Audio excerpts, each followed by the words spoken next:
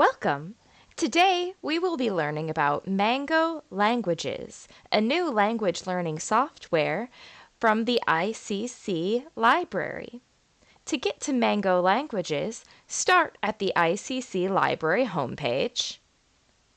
Go to Databases under Search and select View A to Z Database List.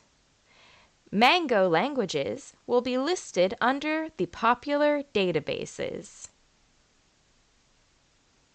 Once you have followed that link to Mango languages, you can create an account by selecting Don't have a profile, sign up, log in if you've been to Mango languages before, or you can use Mango as a guest.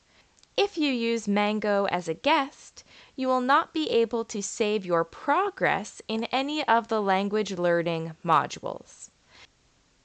You will be prompted to choose a language. There are popular languages listed, but you can search for any of the many languages or select See All to see over 70 languages. Today, I'm going to select Latin.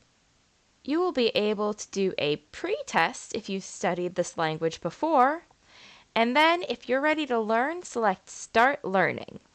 You will then be led to interactive learning modules to help you learn your new language. This has been How to Use Mango Languages.